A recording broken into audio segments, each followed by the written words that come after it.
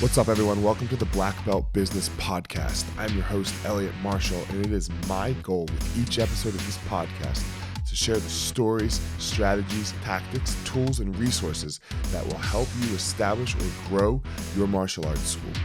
The Black Belt Business Podcast is brought to you by Easton.Online. You can find all of our digital courses, martial arts curriculums, and resources designed to help you enhance your business at Easton.Online. So without further ado, let's jump into the episode.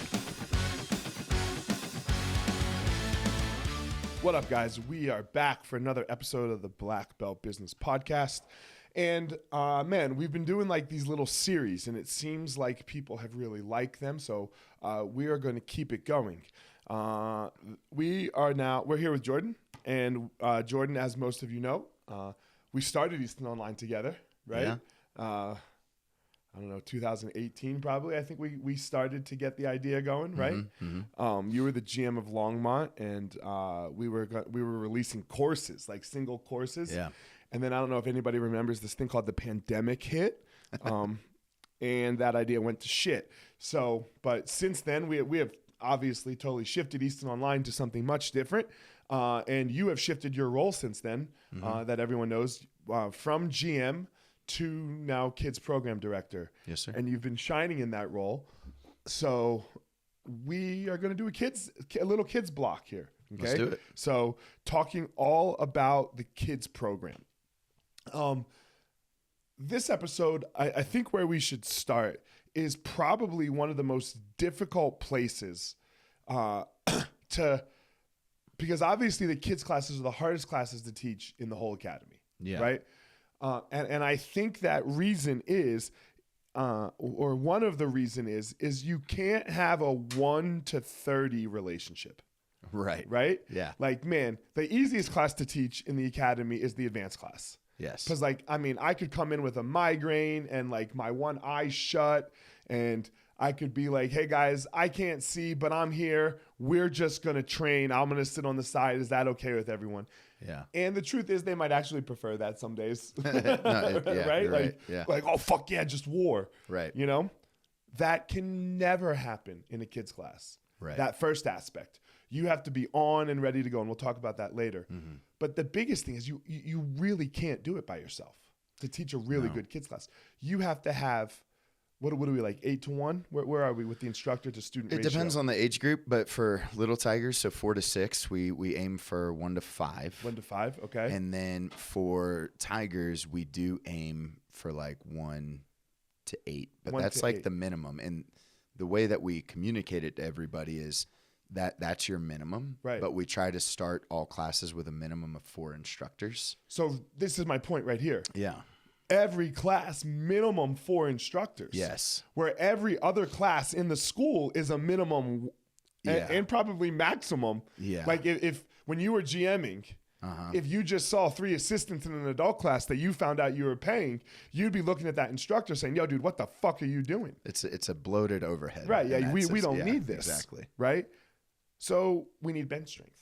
Yeah. Bench strength is key. And the hardest part with bench strength is you can be the best teacher in the world as a kids coach. Mm-hmm. But if everyone else doesn't know how to do their role and they're just standing there or sitting there or I don't know what they're doing when you look over sometimes, right? Right. Then they're really just not that big of a help.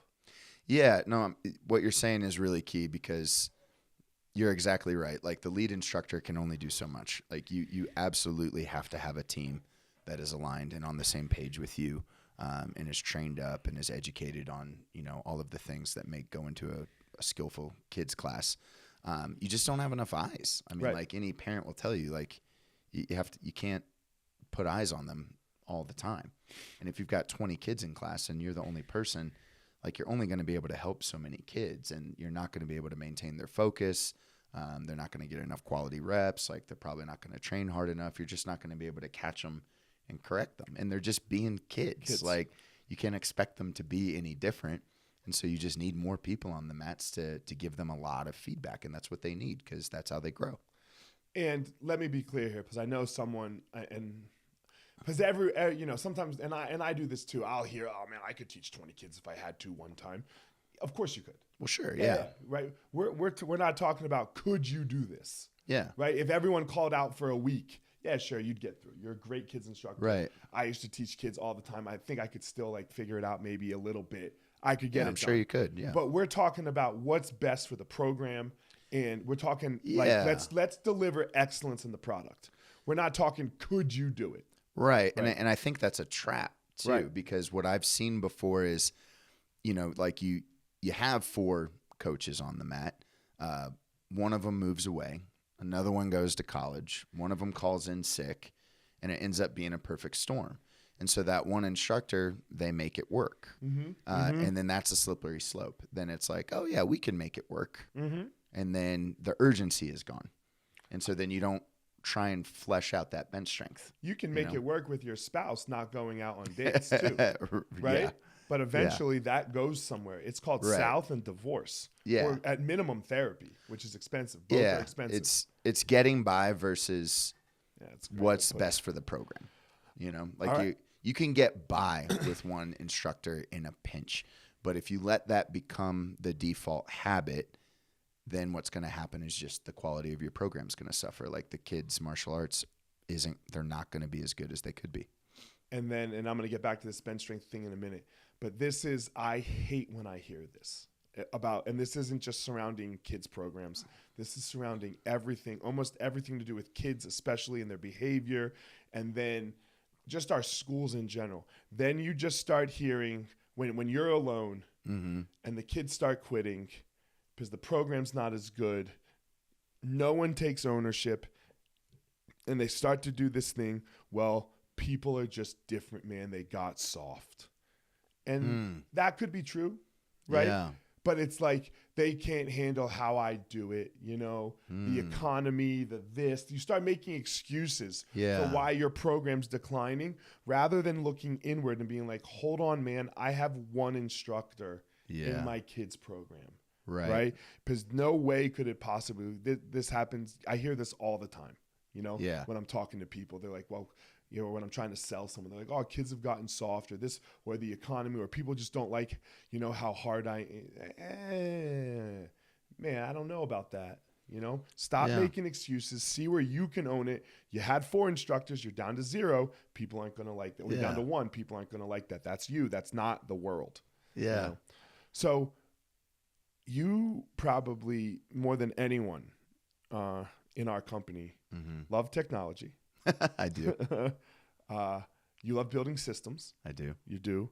And you love solving problems. Yes. I won't say, okay, I think there's a lot of, the last one is a lot of people that love solving problems. Sure. You love using technology and systems to do it. Yeah, that's a way to put it. Yeah. And you have built a build bench strength system for Easton. Yeah.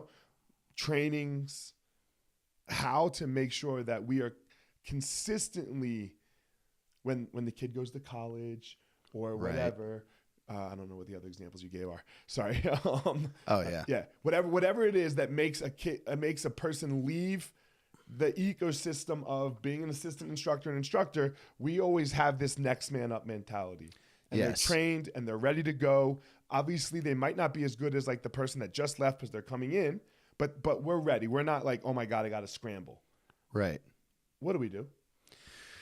So yeah, you're exactly right. You're hitting on something that there is a mentality that we try to impart to all of our schools and all of our department heads, general managers, and it's, we have the base minimum amount of coaches and we have our class ratio minimums. But what I tell everybody is stay at least 1 ahead of your average attendance, but then never stop building your bench strength. Like always be recruiting, always be looking for people. Now, beyond that mentality. What do you mean by stay 1 ahead? Can you explain that for me? Yeah. So like, for example, if you have 24 kids in class, right? 4 coaches are your minimum. Because if it's 1 to 8, divide that by, then you've got enough coaches. But here's the thing. What's going to happen if you're doing a good job is there's going to be a bunch of new kids that show up on the same day. And then all of a sudden, you're going to have 30 kids in class. This happened to me. I learned this lesson when we were building the Longmont School, right? Like we had 4 coaches on the mats, and we were averaging somewhere between 20 to 30 kids. Now, it was a newer school. It wasn't as big yet. We didn't have as much of a pool of people to recruit from. So like sometimes it's understandable where you get kind of in a pinch between rock and a hard place. But I remember there was just one day, because we were doing such a good job in the kids program, like all of a sudden there were 40 kids on the mat with 4 coaches. And we kind of got caught with our pants down. We had no idea that was going to happen. But like everybody was having so much fun. Everybody was telling their friends and neighbors about the program. You got to come check it out. And that's what you want to happen, right? But we weren't ready for it. And here's the thing. When a parent says a class is too big, that's not what they mean. They mean there's not enough coaches on the mat. And I've seen that over and over again. I've even seen some parents go to one school and say, oh, the class is too big.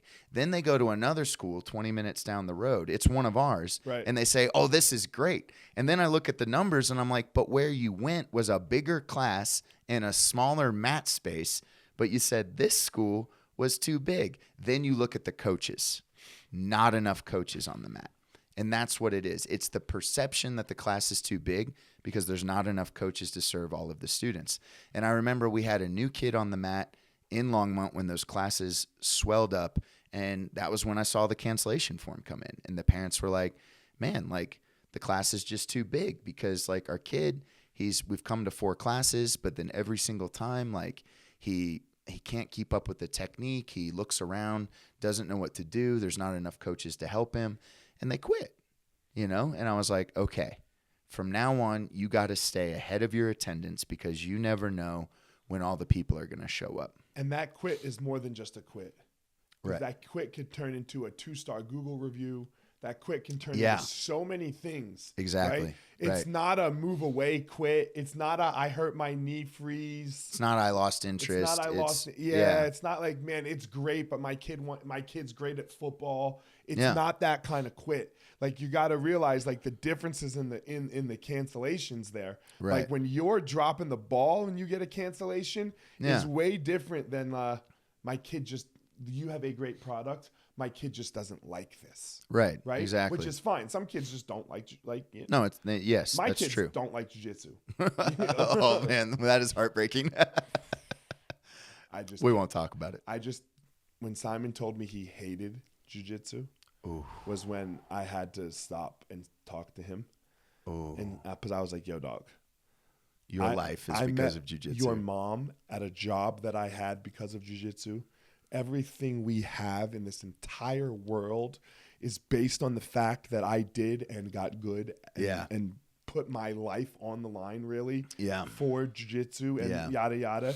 You can dislike it. You cannot want to do it. I won't make you do it, but don't you fucking say you hate it. So anyway, man. It's a whole nother podcast. I've already spent time in therapy on this. I got it. Anyway, right? I feel you. The cancellations are totally different. Yeah, absolutely. So, And so this constant building of bench strength, like because anybody who's on the kids program, like they're not doing it for the money, and of course we want to compensate our coaches, even the assistants, and we always do. But there is going to be a bit of a revolving door. There's going to be attrition, so you're constantly going to have to be training up new coaches, getting them aligned, making sure there's high quality coaches. So what we've done to help aid in this problem, right? And I don't even know if I call it a problem. It's a beast that you're always going to have to contend with. It's an issue. It's an issue that you always have. As we've really leaned into systematized staff training. So like we have a 3-hour course that every new kids coach is required to complete within their first 90 days. And it's designed that you can complete a module in 20 minutes a week for 9 weeks and get it done. And it covers all the bases. Like there is an introduction where we go over our expectations. So everybody is on the same page about what is expected of them, when they're supposed to show up, what the uniforms are, the rules. It goes over a little bit of our staff handbook, etc. And then we have class structure videos where it's like, man, it spells out in detail. This is exactly how our classes run.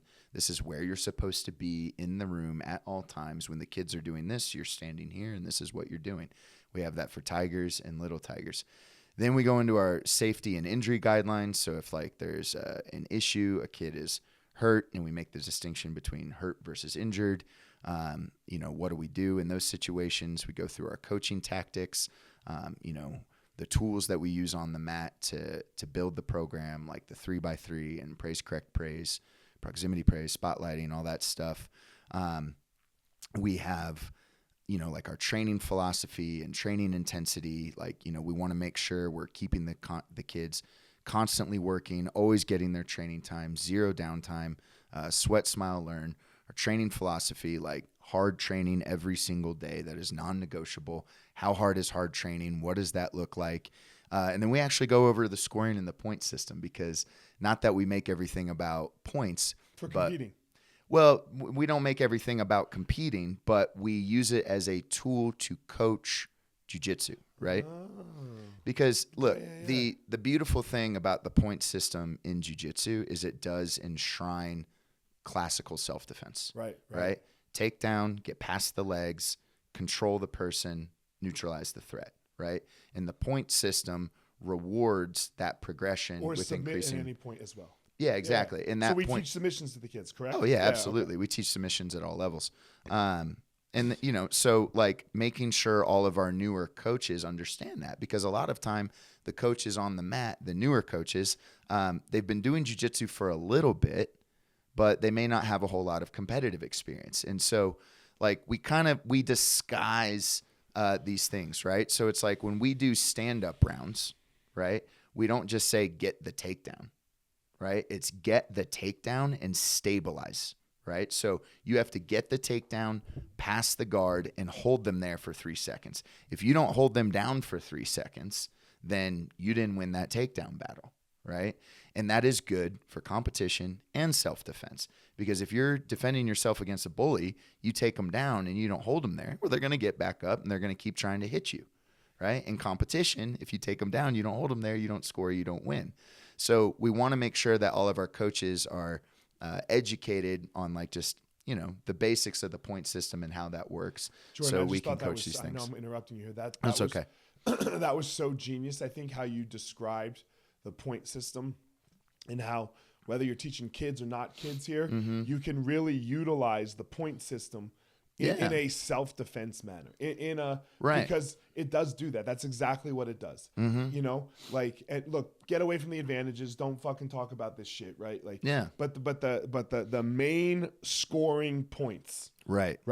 They highly emphasize don't get beat up. Yes. They might not even highlight winning, right? But they highlight don't get beat up. Yeah. Get on top. Get past the person's legs, control a pinning position. Exactly. And if you do these things, and I don't care what kind of class you're teaching now, moving off of just kids, I don't care what kind of class you're teaching, you don't get beat up. Exactly. And that's the number one thing that we're really trying to teach. That's exactly right. So, man, like I think I'm going to start using this a little bit. Yeah. And it's a way to gamify it for them too. Yeah.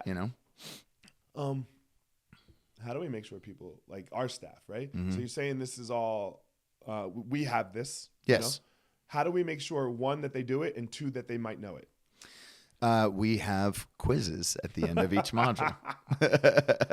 So they have to take a quiz at the end of each module, and we've set up a system to where like the department head and the GM is notified when they complete it or when they haven't completed it. So there's a tracking system. There's a tracking system. So inside system. this, there's a tracking system where we're looking at it. We're seeing like, okay, Eliot, new kids coach, is moving through this is moving through the online course, and when they complete the course they get a certificate. They get a little digital certificate. Nice. Exactly. Look at that. And this all sits where? Easton.Online. Easton.Online. Right. And it's on the back end for everyone on Easton.Online as well, correct? Yeah, it's on not if you are a member of Easton.Online, you won't have access to like staff progress or anything like that. Right, yeah. But it's shareable with your staff, and you can take your staff. The course is there, though. Yeah, the course is there. Right, exactly. Yeah, the course is there. So you can. It's in your course library. If you're an accelerator member, it's in your course library. It's in your course library. So your staff can go through it. You can watch them. Right. They can learn it. That you can quiz them on it. You can do all of these things to make sure that they're doing it right. Absolutely. And this is how we do it. This is how we build our bench strength. This is how we do it. We have probably 150 kids coaches, right, and every single one of them have gone through it. And look, let's be super clear. This will never replace experience on the mat. No, right? It's impossible. So let's just be as clear as day. This isn't like take this course and you get a blue belt. no, it's not that. Yeah. No, it's not that, right? This is take this course and now you're ready to like be helping and assisting. Right. And you're not the lead instructor. You're not even probably one of the main assistants yet. Yeah. You are now here knowing the basics of how to help assist in a kid's class. Absolutely. Don't get all crazy, everyone. And it's not even your fault that you're getting crazy because like people gave out blue belts on the fucking internet without ever seeing them train, which is nuts. Yeah. Yeah, this isn't that. We're not certifying you to be a great instructor. No. You're now ready to actually start learning. And it doesn't stop there. Like we just consider this like your basic foundation of knowledge that we want all of our kids coaches to have. But yeah, they're going to have to, and they spend a lot of time on the mat getting repetitions before they ever like go deeper into the individual class roles. And we're still building out our training courses for that, like go in depth into the individual class roles, like beyond the foundation. But the other thing that this onboarding course has done is it served as a really good litmus test for like who we're probably going to end up firing. Seriously, it's like if you hire someone and they're just acting like they don't have time to get it done or they're pushing back on it, they never end up working out, right? And even though we give them like 9-10 weeks, 90 days to get it done, the rock stars, it's always just gets done within like a week. Right. Like they just crush it all out in a few days because they have the time, they're excited, they appreciate being set up for success, and they turn out to be really good. And then I've always noticed, like even when I was GMing and we had like the precursors to this, I just noticed that any staff member who would just struggle to get that done, I usually ended up letting them go. This is GWC. Get it one capacity for it. Exactly. You're missing something in the GWC. Exactly. I said this to somebody the other day. They're like, in our new Accelerator Plus group, they're like, man, I have this person. They do really well, but they just rub people wrong, And I was like, look, you got to train them. Yeah. You got to train them. Like if they do everything else well, let's train them. And he's like, well, where do I start? I was like, give them a book. Give them how to win friends and influence people. And if they push back, you can't. Then they're not it. Exactly. Then they're just not it. Yeah. So that's a great point that like anybody who's like, and it might be capacity for it. Yeah. Maybe their life is so crazy that they have no time to sit down and do this. Well, then they have no time to really care about doing the kids program either. That's exactly right. And I think a good point that we missed here. We don't hire anyone that is especially to the kids program that is doing this in trade because they just need to train jiu-jitsu. Oh yeah. That doesn't work out. That just doesn't work out. Mm-mm. Right? That just doesn't work out. You've got to want to teach kids, want to help and influence kids, right? You have to want to do this particular thing. If they just need a trade, have them clean. Sure. Have them clean. Right. Because again, it will go back to your example of the school's too busy and this whatever, that example where you're like the two schools, right. And then it goes back to a cancel, right? If you have instructors that maybe run through the course and but they only did it in trade for their tuition, it's just not. You're going to get cancel forms. Yeah, absolutely right. All right, so this is one of the biggest ways that we have built our kids program is building our bench strength of instructors. Yes. So, and again, you said all of this is on Easton.Online. Yes, so sir. if you're a member of the Accelerator program, you just have it. Yes, right? sir. You just have it. And this is how we do it. And it doesn't matter if it's one school. It doesn't matter if you have 10 schools or 20 schools. It doesn't matter what it is. This will work at your one school. Right? Absolutely. Let's please remember, everyone, this isn't just a plug and play, right? Set it and forget it. And now this person can go teach a class by themselves. They cannot do that. This is how to build bench strength, not have a starting quarterback. Right? Word. Yeah. That bench quarterback might become Tom Brady, down the road, but they are not there yet. You know, That's they are true. not there Yeah. yet. So, all right. So one of the big things that we have when we're talking about onboarding kid staff and things like that, and look, it's a hot topic in jiu-jitsu right now. Sure is. Right? Yeah. It's fucking terrible. Is this assault stuff? You know. Yeah. So, and I know you, especially as a parent. Oh yeah. Especially as a parent. Yeah. You don't want to put your kid anywhere near anyone that could possibly think about harming them. Yeah. Right? So as we onboard staff here, how do we ensure this, right? How do we ensure that, and I'm going to say this might sound fucking awful.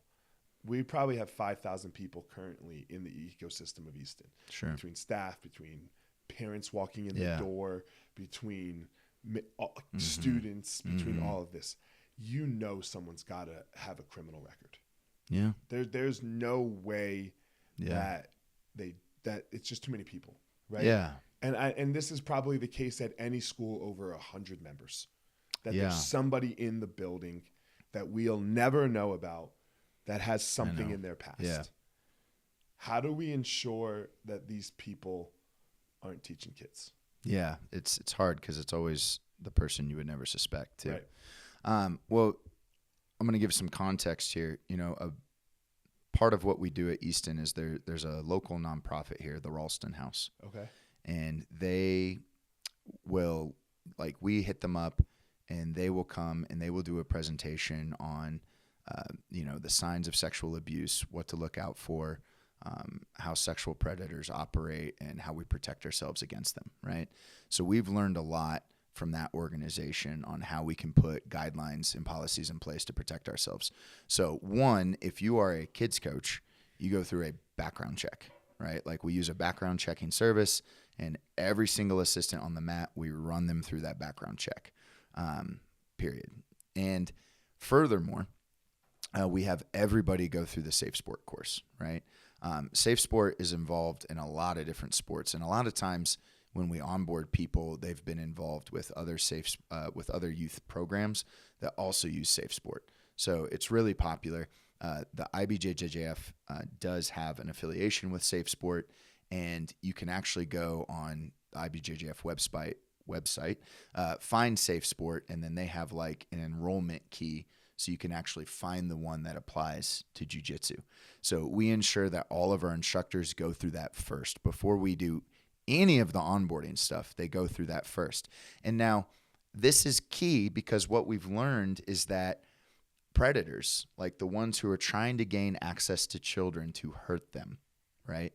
When they see that a community or an organization has these guidelines in place and they follow them, this sounds bad, but they go elsewhere, right?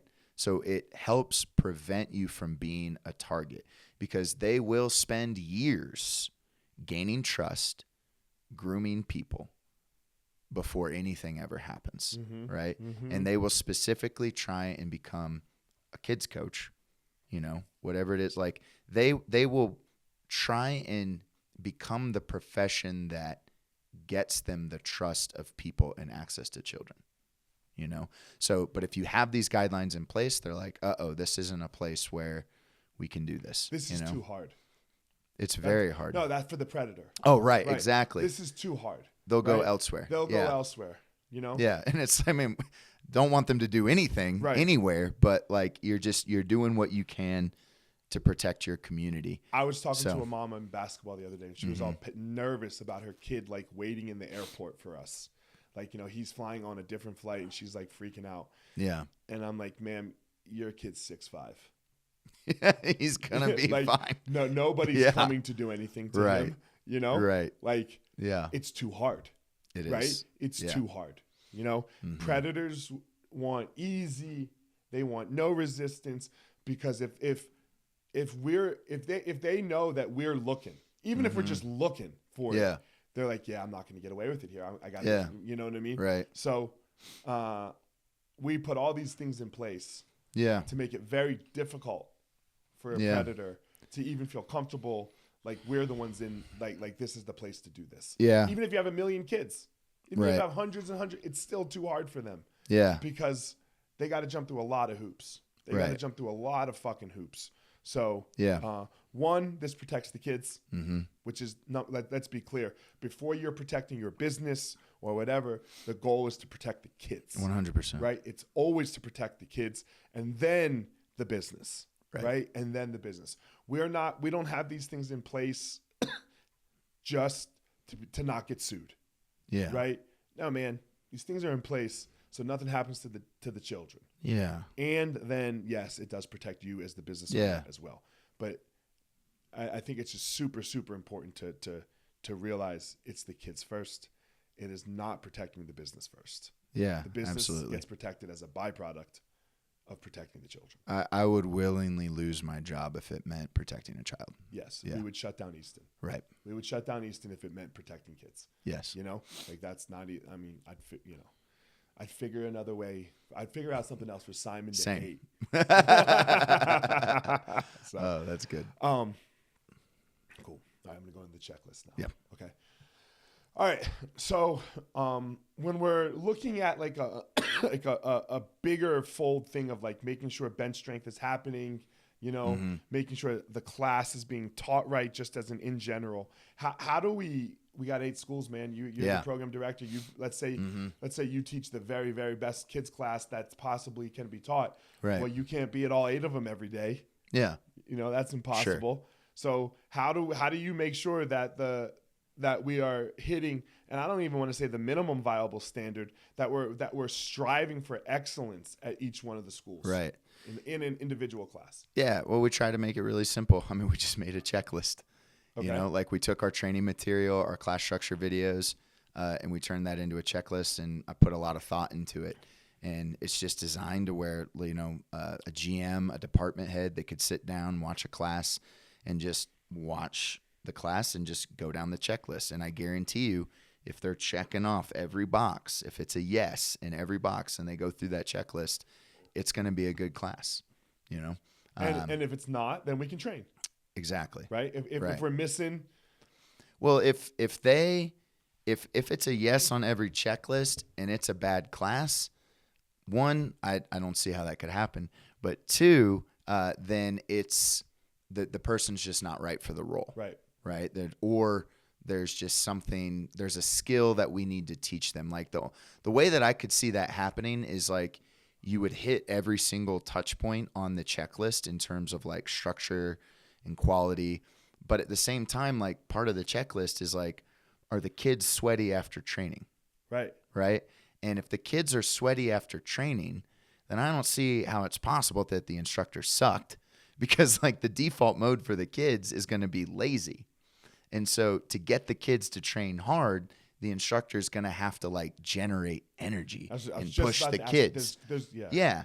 And so if they're sweaty after training, then it's probably because all of the instructors were like pumping up the energy in the room and coaching them to train hard and keeping them on task. So yeah, I suppose it's possible. You can't teach a good kids class as an instructor chilling on the wall. Exactly. It's impossible. You're exhausted after kids class. Right. You're tired. You're sweaty. If you're not sweaty after kids class, then you didn't do a good job. Oh, yeah. Right? So I can remember the first time I taught a kids class ever. I was drenched in my karate gi. Oh, yeah. And I was like, what the fuck? I felt like I just trained. I just felt like I just did class myself. Yeah. And it's just what it is, right? Right. So if you're not doing that, then you didn't bring energy, and there's no way that the kids there's no way the checklist happens. Exactly. So we have you've created a checklist so that it's set up in a way that you can't just check boxes. You can't just check box. Yeah, you're not going to be able to check those boxes unless you're doing a good job. Right. So again, everyone, Jordan has done a great job of not being on social media. I am so fucking proud of him. But if you have any questions, you can always hit me up at FireMarshal205. Mikey Mike Phipps at Mikey Mike Phipps is behind the camera. He is always here to help too. And we are at Easton_Online. So if you have any questions, hit us up. go grab one of our freebies that we have on the website. They are how to teach orientation classes, our sales funnel, and if you want a little no-gi curriculum, a little snippet of our intermediate no-gi curriculum, that is on there as well. We'll be back with the next episode. We're going to stick on this kids program topic. Jordan, you're the fucking man. See everyone next time.